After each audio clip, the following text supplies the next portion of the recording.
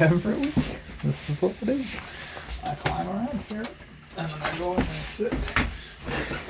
I grab my computer, and I do this. Alright. Hello, Brenton with All Out Octane here. Hello, friends and family. So, welcome to my weekly update. This week, or in previous, was Phoenix.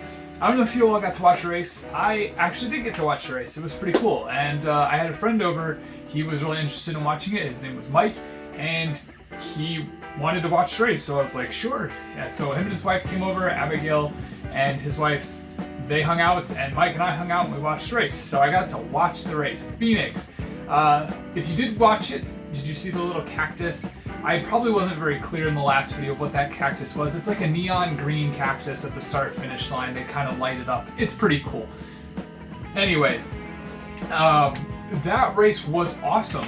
So, super exciting. It was like lead changes. We had Brad Keselowski up there. We had Joey Logano up there for a little while. Martin Truex Jr. took the checkered flag, which was pretty cool. So, although I won't lie, I had picked Kyle Larson to see if he would actually be a two-time winner back-to-back. I definitely think he can do it. It was nuts. He went to the back twice, maybe even 3 times, and made his way all the way back up to the front practically every single time. So he was not the fastest car on the track, but man, he could navigate traffic. And I think Kyle Larson is going to definitely be a contender for the championship this year, for sure, as long as he stays on this trajectory. The rest of the crew, in terms of like the Hendrick Motor Camp, Chase Elliott got up there toward the end.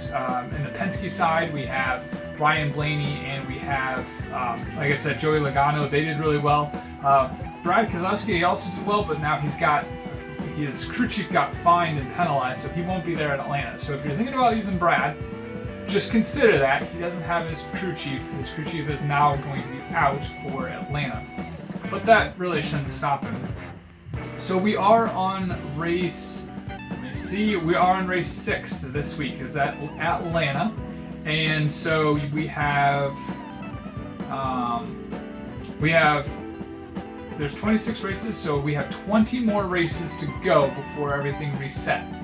So there's your weekly update for that. Keep that in mind. 20 more races to go before everything resets. So if you want to keep your bigger name drivers like a Logano, like a Harvick, like a Truex Jr., etc., those might be guys you might want to start playing a strategy to kind of keep them in the garage or not on your roster at all, just simply so you can kind of keep them closer toward the end if they start to get on a roll. I'll also try to update you maybe on some of the tracks that they're good at. That way you can try to play those guys. But again, you guys are doing so well. So well. I'm so proud of you. This week was huge scores. MSF 0057, you came in first this week. You had 241 points. Amelia T, 224. D-Bort, there you come, D-Bort, 222. That was a hefty score. Wood Brother, 214. I was in 5th with 204. Mel's team, 194. Johnny B. Good, you have 181. Eve Rafter, 172. Light Seekers, 131. McQuistion Motorsports, 115. And A. Elliott, 102. McQuistion Motorsports, I feel you on that one. I did that last week, so I know you're probably playing a strategy maybe of picking different drivers. Hopefully that was the case. That was kind of what I did last week. You kind of got to take a hit at some point, and you got to figure out where you want to place drivers and when you don't. Phoenix is a great place for that because it's really kind of a wild card anyway. So yeah, like I said, strategies all over the place, but man, 200 points. Our group was doing amazing this week. So that has shaken up the entire leaderboard. Amelia T, you are sitting in first at 922 points. Wood Brother, you are in second at 894. McQuistion Motorsports, 857. Johnny B. Good, 854. Mel's team, 814. I'm in sixth with 805. MSF 0057, you've got 786. Eve Rafter, 770. A. Elliott, you got 683. Light Seeker, 615. And D-Bort, 593. So Deport, for missing one race at the Daytona 500, you have jumped up significantly. So like I said, there is so much room in this huge season. This is just going to be great. I'm super excited. So next up is, like I said, Atlanta. This is where we're going. Kyle Busch might be good. He's won there a bunch of times as well, but he's just struggling in this season. So recommendation-wise, it's kind of hard to give you the big names like a Harvick, like a Kyle Busch, in terms of trying to pick them, because they haven't been doing so hot, especially at the end of last season and into this season.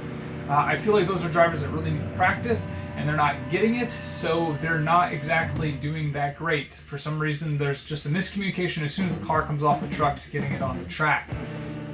But like I said, you can't go wrong with that. You guys are doing fantastic in your picks. Hopefully you guys are having fun. I don't really have a tinfoil hat moment this week. I apologize.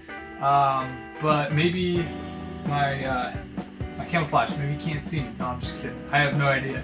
But I really enjoy you guys watching these videos. Hopefully you guys are enjoying NASCAR Fantasy for 2021.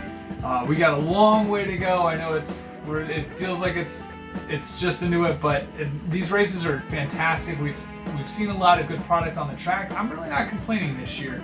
It isn't too bad. So hopefully you guys enjoyed it. And until the next one, have a good one.